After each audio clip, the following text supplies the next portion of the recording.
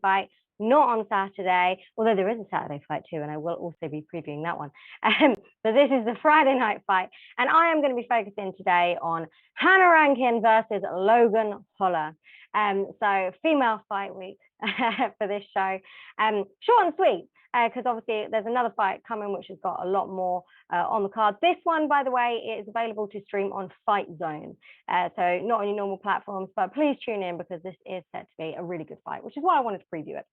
So without further ado, let's chat about Hannah Rankin and Logan Holler.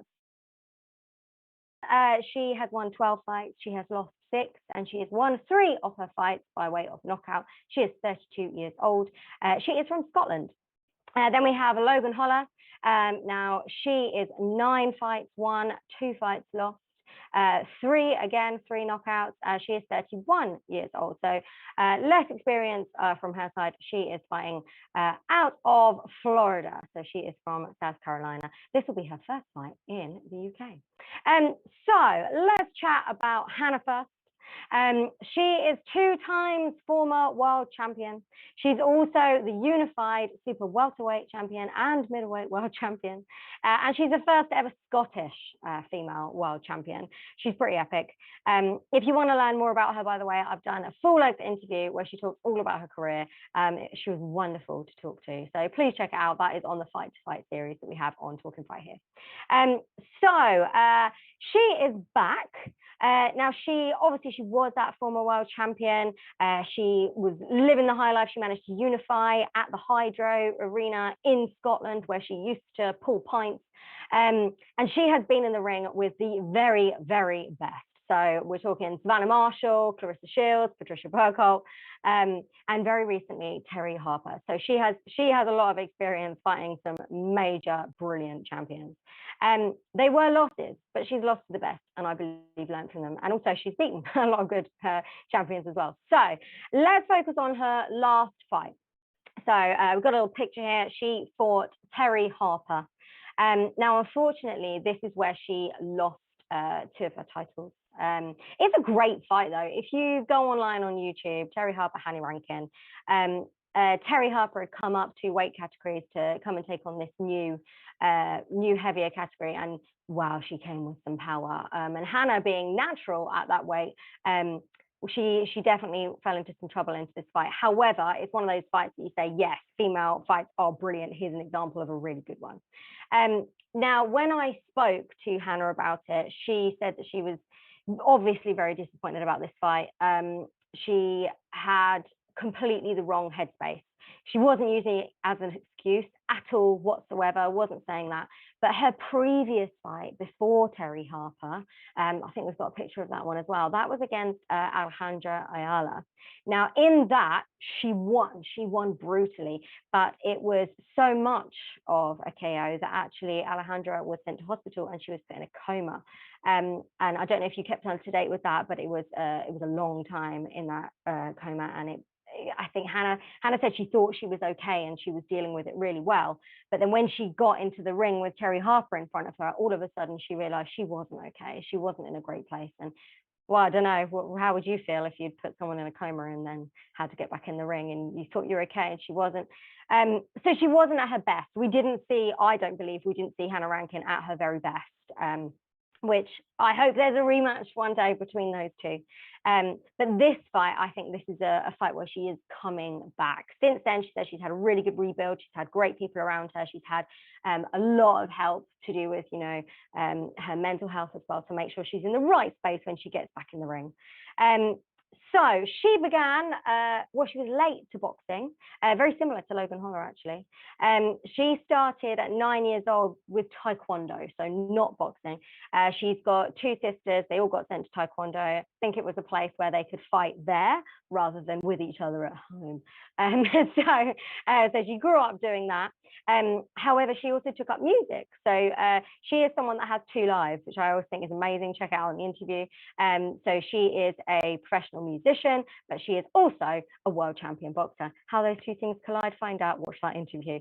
But at 13, she stopped Taekwondo to focus on her music. She played flute and then bassoon, and didn't really do any martial arts in that gap there. However, she then went to the Royal Academy much later on for her master's. And when she was there living in London, that's when she took up boxing again.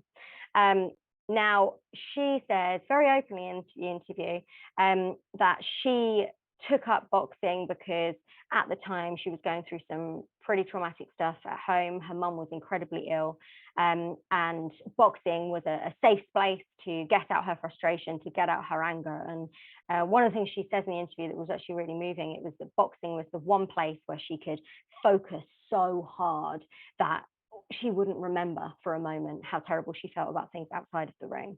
So she had a pretty horrific 6 months where her mum did eventually pass away, but boxing was this sanctuary that saved her, which is why she did more and more of it. She began doing white collar fights as well. Then there was a discussion of, okay, well, I'm not going to go amateur because I started this quite late on. Shall we go pro? Or there was a discussion about going to amateurs, but it meant that she'd have to leave her team. She said, well, I don't want to leave my team. How can I keep my team? And I said, well, go pro. So that is why she didn't have an amateur career. She went straight into the pros because her team and her coach are the very same team and coach they've been added to over the years, but the same team and coach that she's had right from the very beginning. So she wanted to keep those, and that's why she went into the pro career rather than looking into the amateurs. Now, when she gets in the ring, she says her mum never saw her box. So she goes into the ring and she really does it for her mum. She channels it. And she also says that boxing managed to give her confidence back. It made her build back into her musical career because that was very emotional, connected to her mum. But having the discipline of boxing made her create a path in that as well. So it saved her, essentially. Now, interesting as well, there's quite a lot of links that she has with music when she's boxing. So she says quite a lot of the combinations in her head are very rhythmical. Now, the things I love about Hannah is that she never, ever ducks a fight. Like I said, she's been in with the very, very best. And she comes to fight as well. She's a come forward fighter. She is very aggressive. She has an attacking style, but she's also got this tight guard. She's really entertaining in the ring, which is why I really love watching her.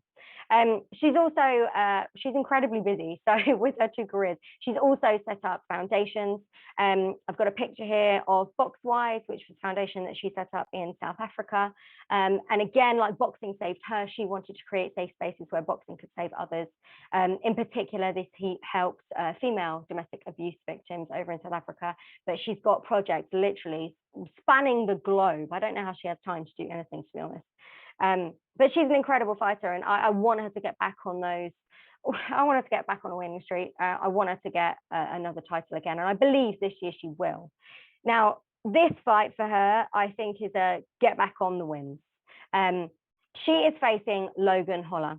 Now, I haven't seen her fight, so I've had to do a lot of research and looking at her fights and trying to get any clips I can and interviews and all sorts. So she has never been stopped, but she's never had the opponents that Hannah has. So she is from South Carolina. She fights out of Davie in Florida. She also came to boxing very, very late, around the same time as when Hannah Rankin did. So she was very athletic to start with. She started playing soccer, as they call it over there, football, volleyball, but her main sport was actually horse riding. It was equestrian. She got a scholarship at the University of South Carolina for horse riding and her equestrian team, and their team actually won the championships in the senior year. Her dad is a famous basketball player, or was, I should say. He played for the Green Bay Packers, and so they had this really athletic family. Now, when she finished college, she became a PT, personal trainer, but she was looking for something new to have that challenge. She's got that determination. Now, her dad's friend was an area champion boxer and said, come and try one of my classes, which she did, never turned back, absolutely loved it. Now, she attempted to have an amateur career, but where she was based, there just weren't a lot of women. That was the problem. She just couldn't get a fight. Spent nearly 2 years trying, had hardly any amateur fights. So she thought, right, what am I supposed to do? The only option was to go pro. So again, just like Hannah, just went straight for it, went into pros. That was back in 2014. She had a really good start in the pros. Her first fight, she won by TKO in the second round. Really dominant, very powerful. However, now she is coming off 2 losses and has kind of similar mental health stories to Hannah in the fact that they both talk about if your mind's not in the right place, then your body's not in the right place. And they both at the same time period had a very similar situation going on. So her two losses, one was to Olivia Garula, so we've got a picture of that on Tapology. That was back in September. Now she lost by a unanimous decision, but she said very openly in interviews that she'd actually just lost her dad. And again, thought she was okay, went into the ring, wasn't okay. Before that, she had a fight with Cheryl Holbach. That was in August 21, so a whole year before that. Now, what I saw as well is that she had 3 cancelled bouts over 3 years. Now, in terms of activity, Hannah Rankin has had a lot more activity than Logan Holler. So, but she's she's feisty, she's hungry, she wants it. Actually, there's another picture of BoxRec. You can see the gaps that she's had in her career. Now, she's been very open about her mental health struggles as well. She's inspired by Tyson Fury talking about it. So she is also working a lot with different people to try and shine a light on it, build foundations as well. Now, this is her first fight out of the USA. Now, previous to her losses, she was ranked number 3 with BoxRec. Now, Hannah Rankin, I would say, is absolutely the favorite in this one. However, there's not enough footage of Logan Holler for me to be really sure about that, which is why I tune in and see it.